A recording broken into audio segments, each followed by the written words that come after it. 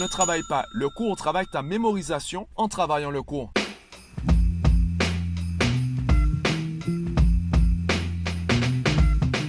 Yo, pas plus tard que hier, je discutais avec des collégiennes d'orientation professionnelle et j'ai entendu des choses assez intéressantes, j'ai entendu des idées assez intéressantes et je voulais te partager en fait, quelques-unes de ces idées. Et en discutant avec elles, je me suis retrouvé en fait à leur présenter la différence entre un rêve et un objectif. Pour moi, un rêve, c'est juste quelque chose qu'on veut.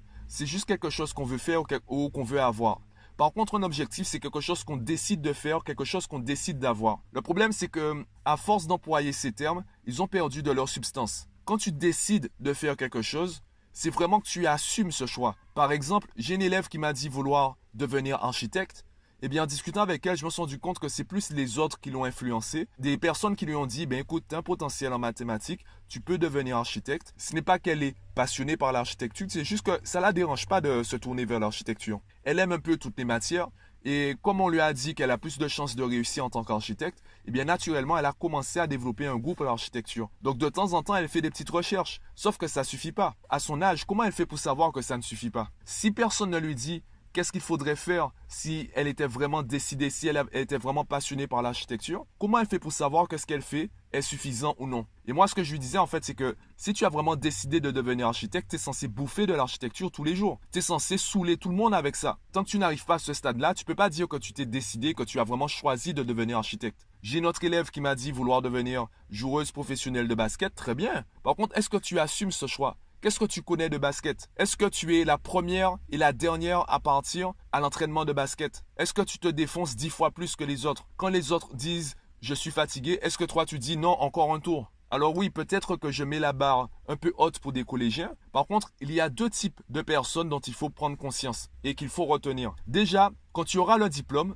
il y aura également d'autres diplômés avec toi. Les autres diplômés représentent de la concurrence sur le marché. Et en plus, quand tu as le diplôme, il y a ceux qui ont eu le diplôme avant toi. Il y a une concurrence qui existe déjà. Tu n'as même pas encore le diplôme, qu'il y a déjà de la concurrence. Donc, avec ces deux types de personnes, ces deux types de concurrents, comment tu vas faire ta place? Tu penses qu'il suffit d'avoir le diplôme pour avoir un poste et pour avoir des contrats? C'est pour cela que j'ai fait un podcast qui s'intitule « Pourquoi la méritocratie n'existe pas ?» On ne peut plus dire aujourd'hui, il suffit d'avoir le diplôme pour avoir un poste. Il faut faire la différence. Et la différence va se situer où? Bien sûr, au niveau de la passion, au niveau de l'investissement que tu as apporté dans le domaine, dans tes recherches. Si tu bouffes de la connaissance tous les jours, si tu saoules tout le monde avec ça, si ça te prend 10 ans pour avoir le diplôme, quand tu as le diplôme, tu as déjà 10 ans d'expérience. Donc, ce sera plus facile pour toi de faire la différence sur le marché par rapport aux autres qui ont le diplôme au bout de 10 ans et qui ont 0 année d'expérience. Je pense que tu l'as remarqué, les entreprises veulent des salariés, veulent des diplômés jeunes et en même temps avec de l'expérience. Comment tu fais pour avoir de l'expérience si tu viens à peine d'avoir le diplôme? Eh bien, c'est en faisant toi-même. Je prends l'exemple du journalisme. C'est l'exemple le plus explicite que je retiens. J'avais dit à une élève, eh bien, si tu veux être journaliste, tu attends quoi pour commencer à écrire des articles? Est-ce qu'il y a un club de journalistes dans ton lycée? Si ça te prend 10 ans pour être journaliste, eh bien, commence à écrire des articles. Comme ça, le jour où tu auras le diplôme, eh bien, tu auras 10 années d'expérience. Et quand tu voudras te faire embaucher par un journal, eh bien, tu auras juste à montrer les articles que tu as écrits ces 10 dernières années. On verra la progression, on verra que tu t'es déjà intéressé au travail de recherche, tu as déjà développé des compétences et accumulé des connaissances à côté de tes études. Par contre, si la seule expérience que tu as, c'est celle en tant qu'étudiant ou étudiante, eh bien, tu es limité par rapport aux autres. Et justement, concernant l'orientation professionnelle, je pense qu'il y a deux clés. Il y a deux points qu'il faut absolument travailler pour avoir une bonne orientation professionnelle. La première clé, c'est justement de ne pas travailler le résultat, de ne pas travailler le diplôme ou le métier. C'est de travailler le processus, de travailler les compétences. Par exemple, dès le CP, ne travaille pas le cours. Travaille la mémorisation en travaillant le cours. Pour bien comprendre, en prenant l'exemple de la randonnée, n'apprends pas par cœur un sentier en particulier. Travaille ton sens de l'orientation en travaillant ce sentier-là, en apprenant ce sentier-là. Si tu te contentes d'apprendre par cœur le sentier, tu ne pourras pas t'orienter dans un autre endroit avec un autre sentier. Par contre, si tu travailles ton sens de l'orientation, tu ne seras peut-être pas le ou la meilleure dans un autre lieu, dans un autre sentier. Par contre, tu seras suffisamment bon ou suffisamment bonne pour réussir à te repérer. Tu seras au moins moyen. Si tu te contentes de travailler un seul cours ou de travailler un seul sentier, eh bien tu seras bon dans un seul sentier, dans un seul domaine. Donc la première clé pour avoir une bonne orientation professionnelle, c'est déjà très tôt dans la scolarité de se focaliser sur les compétences. Les connaissances sont déjà là. On te demande déjà d'apprendre les choses. Donc ne te concentre pas dessus, concentre-toi sur tes compétences, puisque les compétences vont te permettre de travailler le prochain programme, le prochain niveau. Ne travaille pas le cours, travaille ta mémorisation en travaillant le cours. Ça peut être par exemple la rédaction de fiches. Il y a une façon de faire des fiches de cours. Il ne suffit pas de recopier les phrases, de faire un résumé de cours. La manière dont tu vas rédiger les fiches, ce sera la même manière, la même méthodologie, que tu sois au CP, que tu sois en 6e, que tu sois en seconde, en terminale, en BTS, en prépa, etc. Bon, évidemment, faire des fiches au CP, c'est peut-être exagéré, je te l'accorde. Et je pense que tu as compris où je veux en venir.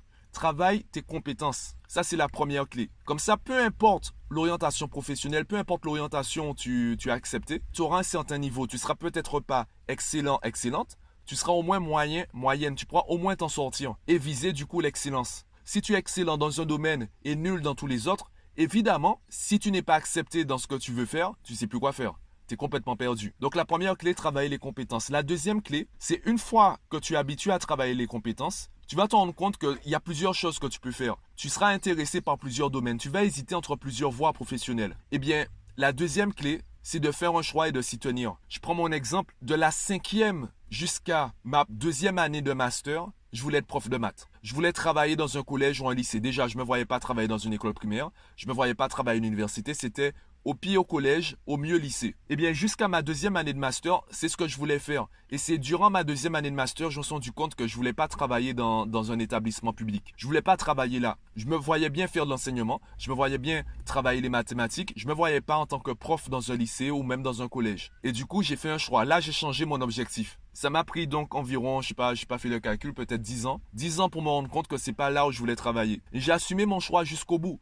Jusqu'au jour où j'en suis rendu compte que c'est pas ce qu'il fallait que je fasse. C'est pas là où je voulais aller. Et quand j'ai fait le choix de changer, je ne savais pas que je me mettrais à faire des vidéos YouTube. Je ne savais pas que je me mettrais à faire des podcasts. J'ai toujours le même objectif finalement. Mon objectif, c'est d'être heureux. J'ai de l'ambition, donc c'est de créer des projets assez ambitieux. Peu importe les moyens, peu importe les voies par lesquelles je vais les faire. L'éducation nationale, c'était juste une voie. Mathmaniac, c'est juste une voie. YouTube, c'est juste une voie. Les podcasts, c'est juste une voie. Peut-être que demain, je vais changer. C'est pas grave. Si je suis amené à changer, je le ferai. J'accepte le changement. Par contre, tant que le changement n'est pas là, eh bien, je fonce. Et si tu hésites entre plusieurs voies professionnelles, bien, au pire, choisis au hasard. Au mieux, choisis la plus difficile. Ce sera plus facile de changer si tu fais comme ça. Parce que fondamentalement, par définition, c'est plus facile de passer d'une voie difficile à une voie facile que l'inverse. Donc, commence par le plus difficile. Si c'est pas fait pour toi, bien, ou si c'est trop difficile pour toi, eh bien, naturellement, j'ai même envie de te dire, logiquement, tu vas te dire, bon, ben, c'est pas fait pour moi, je change. Par contre, si tu passes par la voie facile et tu te rends compte que tu t'ennuies, passer à la voie plus difficile, ben, ce sera galère.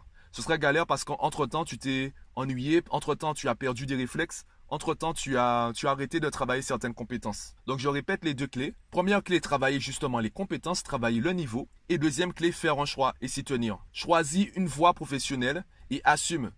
Dis-moi ton avis, donne-moi ton avis en commentaire du podcast. Clique sur j'aime si tu apprécies le contenu. Partage le podcast autour de toi, ça me fera super plaisir et aussi plaisir aux autres. Parce que normalement, si tu le partages, c'est que tu estimes que le contenu est de qualité. Abonne-toi à la chaîne si ce n'est pas encore fait. Et moi, je te dis à bientôt.